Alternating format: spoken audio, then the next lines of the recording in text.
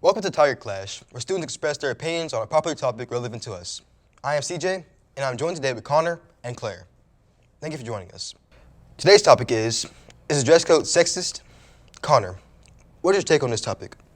I don't think the dress code is sexist. Claire, what is your take on this topic? I actually do think that it's very sexist.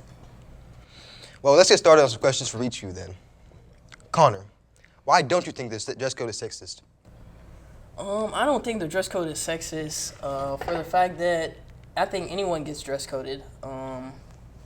Even myself, just walking in the hallways, whether my jeans be ripped, I'll get dress coded, or a shirt that I'm wearing, it has a graphic on it that may not be appropriate for school. I get dress coded for that. Or if I'm wearing, pants that expose parts of me that shouldn't be exposed at school, then I do get dress coded. So. Okay. Claire, why do you think this dress code is sexist? I think it's sexist because in the dress code it talks about things like your shirt being too short, and guys don't really wear shirts that are like too short, I guess, and shorts have to be fingertip length, but I've seen multiple guys with short shorts in the hallways, and they get passed as fine because it's not distracting because they're males. So that's why I think it's sexist. Okay, that's good talk. Okay, so what can be changed to ensure a fair and safe environment? You could start off with that.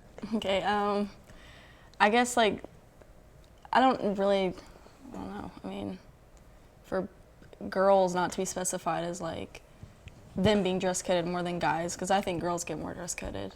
I would say statistically speaking, like in school, I think girls do get dress coded more. Yes. But I feel like that would be because, they are more rebellious towards the dress code because they believe, that it is unfair towards them.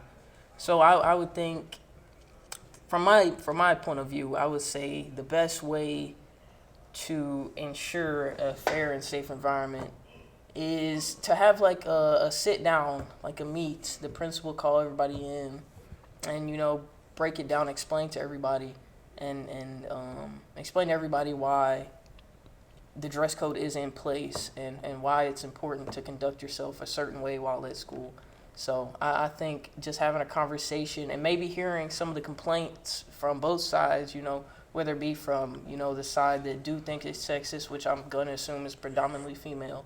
So taking, some complaints or advice from, the young women at the school of what they think could be changed, because, I'm not a woman, so I don't know what it's like, to be, what I'm saying? So I wouldn't know. So, but I definitely think having a conversation with the young women at the school about what they think could be changed to ensure a more fair and safe environment would be the first step.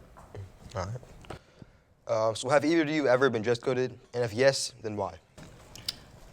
I guess I can go. I have been dress coded once, which was last year, my sophomore year. I was wearing jeans that had a hole above my knee, was on like my lower thigh, and one of my teachers said that I was dress coded, so I had to change. I actually have been dress coded multiple times throughout my high school career. The earliest memory I think of being dress coded was jeans with holes in them. They were also above my knee. It was when I was a freshman. I was just walking in the hall one day and going to class, and the teacher stopped me and she dress coded me. The most recent time I was dress coded, it was last year. I was leaving lunch and I had on a hoodie, and it was the Kappa brand. And for those who don't know, there's a symbol. It depicts a man and a woman sitting back to back, and the woman is outlined, so you could tell that it's a woman. But, at the time I didn't see that as inappropriate, but I did get dress coded for that. So, but those are the most recent. That's the most recent time I was dress coded, and probably the most memorable. So. All right. So would school uniforms be a plausible solution to the issue? So everyone, wears uniforms and whatnot. So. I think yes. I mean, I've never been against uniforms. I think some people would think that uniforms would not, because everybody likes to explore their creativity in like wearing clothes. I think that shoes would be fine, but to just solve the dress code in general, I think it would be easier. Girls wear skirts and polo, and guys wear khakis and a polo. I think it would be a plausible solution if this weren't a public school. I think because it's a public school, like the criteria is like way less, and a lot of times you see people wear uniforms. It's at like private school, so I wouldn't. I don't think that would be a plausible solution. Like I said, referring back to what I said earlier, I think the most plausible solution would be sitting down and have a conversation with everybody. So personally, I don't think that would be a plausible solution because, like Claire said, I think it limits like kids being able to express themselves through their clothing and whatnot, and it really limits our freedom. So I don't think that would be a plausible solution. All right. Well, that's all we have. Great information today, and thank you so much to both of you for giving us and joining us today just to talk about this. So thank you guys. For more TigerClash episodes with other Arlington students, visit the Tiger Life channel on YouTube. Thank you guys.